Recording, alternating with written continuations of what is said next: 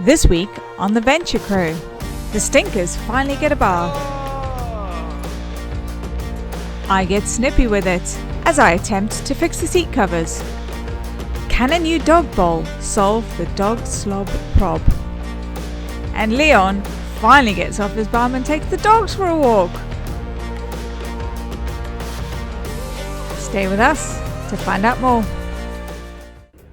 Hey guys, we are turning this into a storage area, so I'm back in here with my tape measure just to get the exact measurements right. So we've actually got 59 by 56 on here centimeters, and I've also measured these panels down here because we're going to be taking this off. It's just literally screwed on from the inside, and we know the dogs are going to destroy it. So we're going to take this piece of fabric off and put it in the loft with the seat bases just to preserve it. But what we're going to do is we're going to utilise the screw holes that are going to be left to fit some netting, some cargo netting all the way around here without damaging it basically. So when we eventually put this back on, you won't see any of the screw marks, and even if you do, it'll just be tiny little marks down the bottom there below eye level. But hopefully we'll be able to fit them without making any fresh screw holes.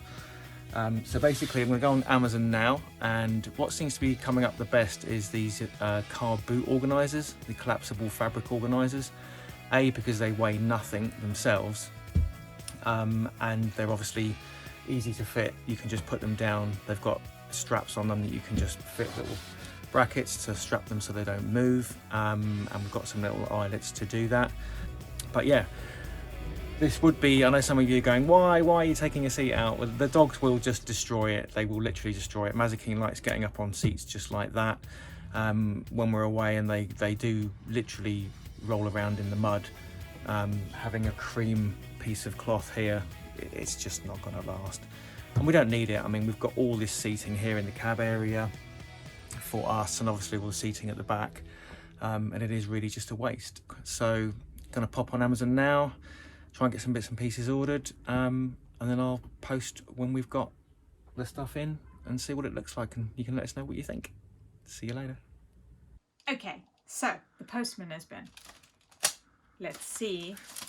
Hopefully I've got the driver's license through. Oh yeah.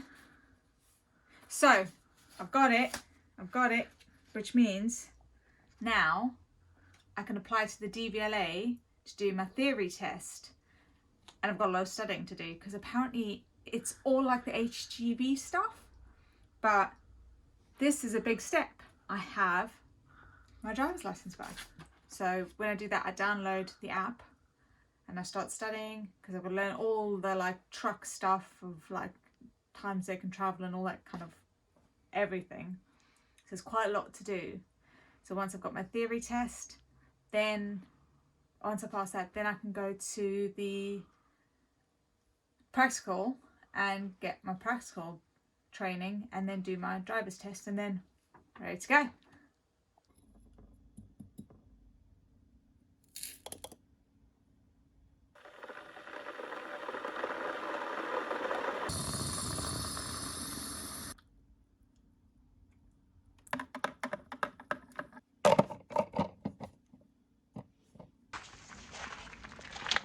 Coffee time. Come on, kids.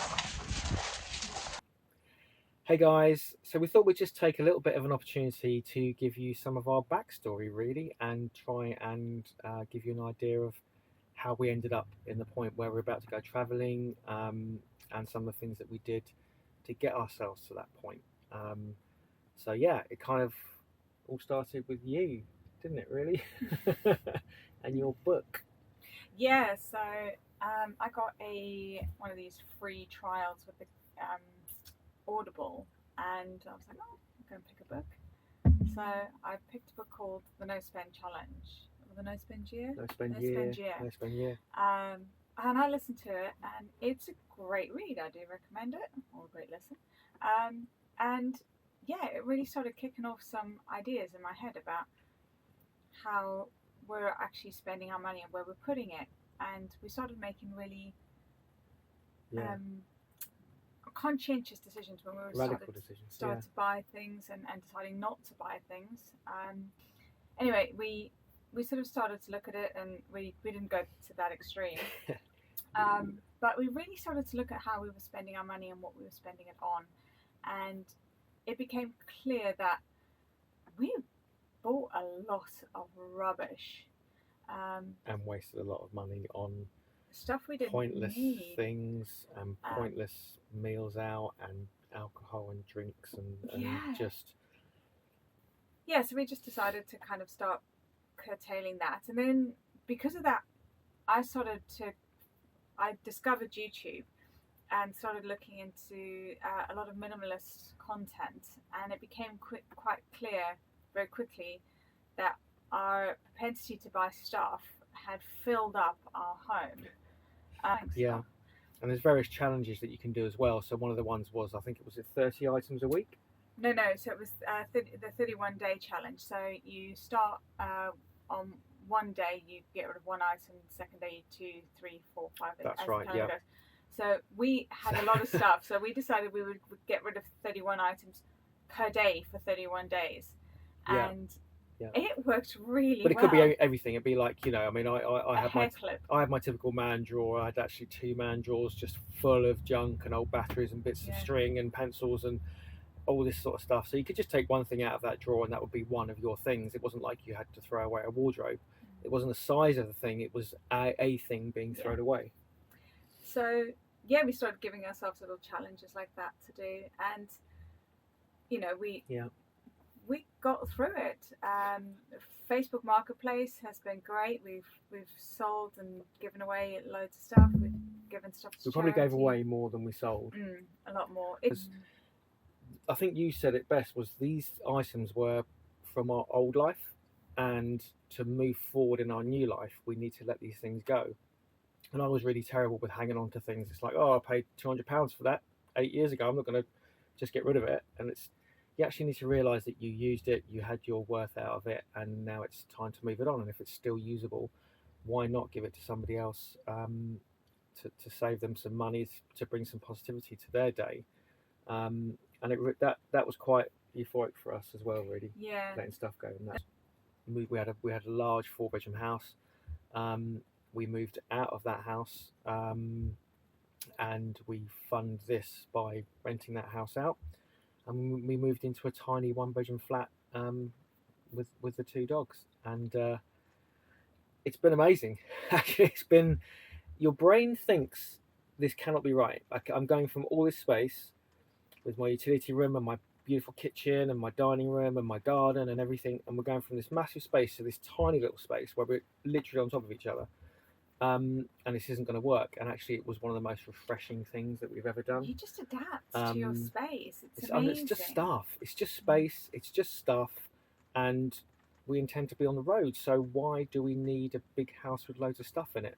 We just don't. And that's past life. This is new life. So this is the focus. So that's how we afford to do it. We've got the rent from the house, which pays for all of this, and on top of that, the utilities that would still be on that property now. I mean, with the cost of living and the cost of utilities now, I would imagine that you're probably looking at £600 to £700 a month that we've been paying for gas, electric, and water there. It was huge house to heat. So that kind of really is going to cover all the fuel when we actually get on the road eventually. But yeah, it all just became about less is more, didn't it, really? I mean, yeah. And you know, with our daughter leaving home, going to university, it just seemed like the right time to make a change. Our whole lives have revolved around work and parenting, and now it's our turn. It's our chance to get away and do what we want to do and not be restricted by school terms and seasonal businesses and but yeah. Okay, so that's really our basic backstory. I hope we didn't bore you too much. We'll go into some more detail in future videos, but obviously we didn't want to rattle on in one video and get you all fast forwarding or switching off. So so that's a little take on where we came from. So we will catch you guys later. Bye. Hey guys, so it's been 7 weeks since I've been able to do this, and I wanted to just share this moment because it's actually really quite emotional for me. But my dogs mean the world to me, and walking my dogs has just been everything every day, and I haven't been able to do that. And today I'm gonna attempt to walk the dogs. So I'm kind of okay walking, just about, but let's see how I get on. Let's go for it.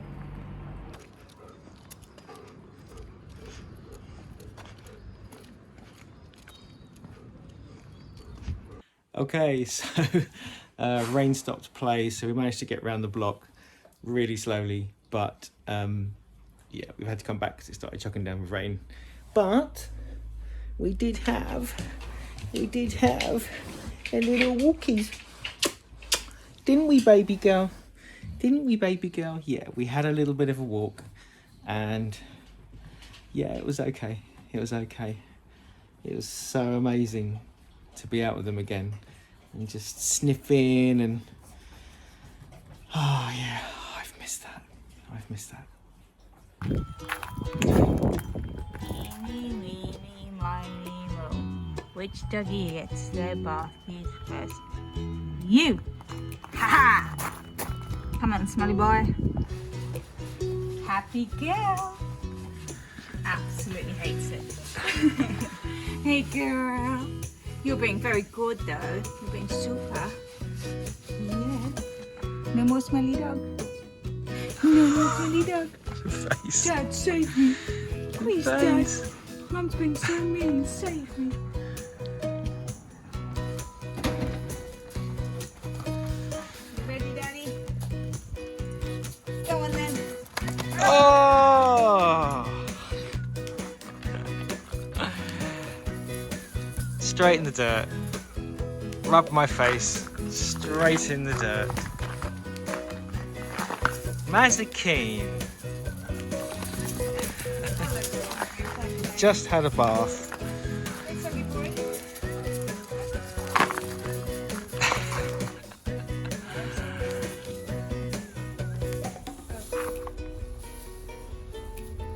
Mazikeen. You monkey. Mr. Kaiser. Hello, buddy. Hello, buddy. Hey guys, so we've had a few more parcels that have been delivered, so we're going to go through a few of them because hopefully there should be some storage solutions in here. Yeah, we're excited. So, we'll start with the top one. Have a look.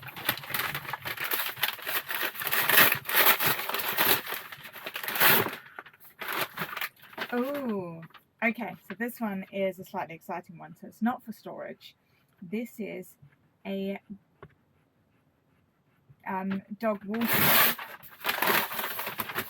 So we do have obviously two very large dogs, and they're dribblers. So whenever they have water, they splash it everywhere. So this had really good reviews on Amazon, and yeah, so we're hoping that this is like a no dribble bowl water bowl. So we'll be trying that out on the kids in a bit, see what they think. Right, so let's try another one. Maybe this might be a storage one. It was a bit heavier. Let's have a look. Ah, yes. That is solid. Hold that, baby. Right. So this one is going to be used in the garage. So we'll put that one to the side for a minute, and we will open up the last box. So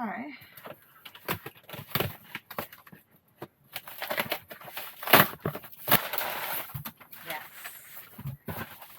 So we picked up a few nets that we're going to attach to different sections. We'll show you those in a bit. And then another box for you, sweetheart. This one is to go in this area, and we'll in theory take all of the dog stuff. So, don't move, Kaizen.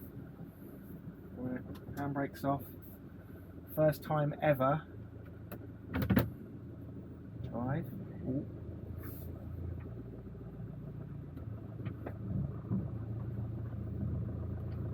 Oh, we have got hookup still connected, so we need to just make sure we don't pull that cable out. okay. I just want to move it a little bit, just so the brakes up. You're right, girl. Dad, what are you doing? What are you doing, baby? Oh, we're ready to hit the road, babe. She's like... Should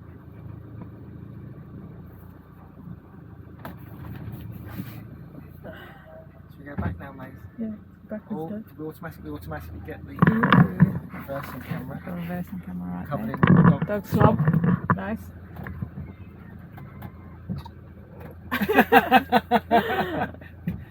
That's really helping the vision there, mate.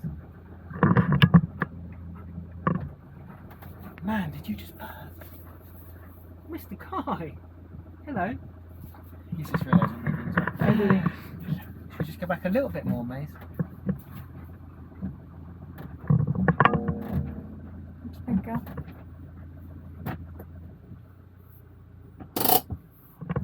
Boom.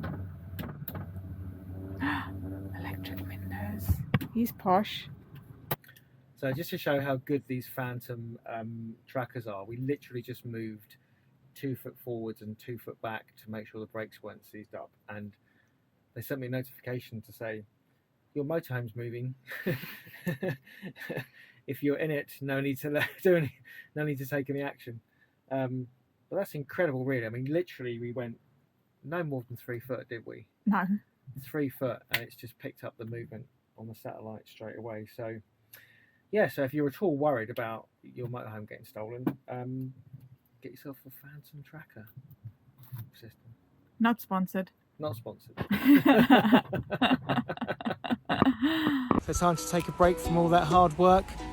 A little bit of bally time with the doofies. Let's go. Let's go. Right, come. Middle. Good girl. Ready? Sit. Yep. Ready. Go get it.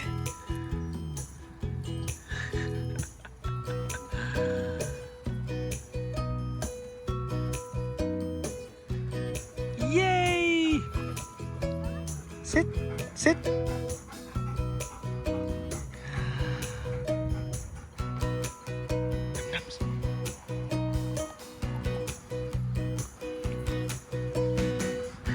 Middle. Good girl. Good girl. Ready? Ready?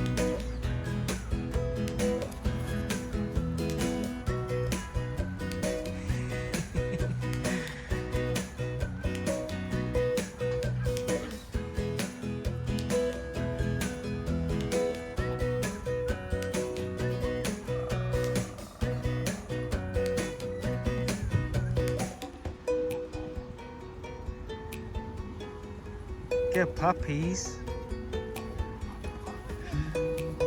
Guys, come, Mitchell. Come on, big boy. Come on in, Mitchell. He's a big boy. Yeah. Bully, bully. Ready? Ready? Go get it.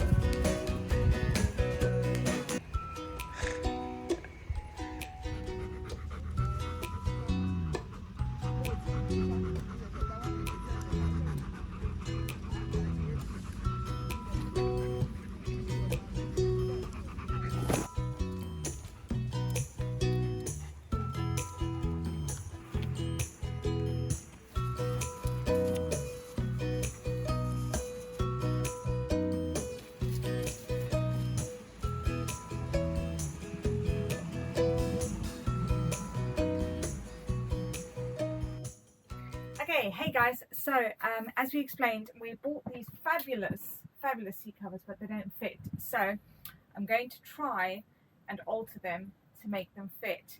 Now, I'm not a seamstress, I've just got some basic skills from school, but I've been to Dunelm Mill and I've bought some fabric chalks, some thread. I've got this as well to help keep it nice and straight, and some new needles. So what I'm doing is over here, step into my office, this bit here I've got to make a cut to obviously extend this, so I've pushed that bit in there and then used the chalk just to make a line. So I'm basically going to cut from there to there and then stitch it and then see where we go from there. And it's going to be a case of try it on, cut it, stitch it, try it on, cut it, stitch it. So it's going to be a long process twice, but they're really nice and really can't afford custom fit ones. And this is the kind of look that we want to go with, is the really nice fluffy ones. So yeah, quite happy with that. And then I might have to make some arm covers, but that's a project for another day. Let's get cutting.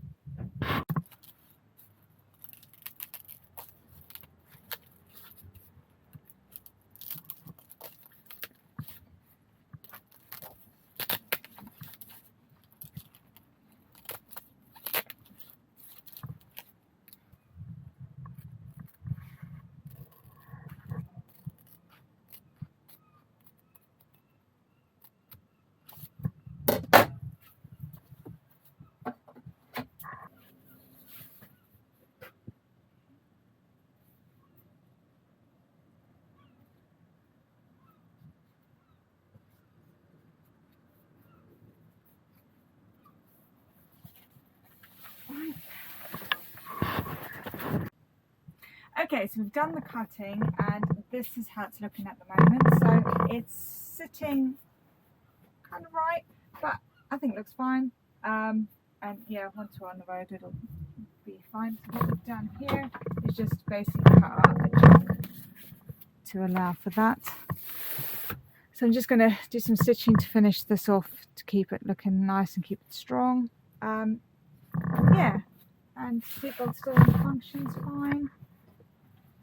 Might just play around on the bottom here, try and get that to sit nicer, but if not, we're quite happy with that. Done. So both the seat covers are on.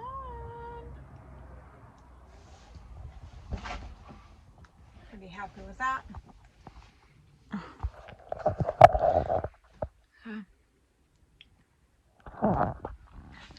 Bought too much thread, but it's fine. I'm sure we'll find something to do with all of this. Yeah, but another one gone. See you later. Okay folks, so that brings us to the end of another episode, I think.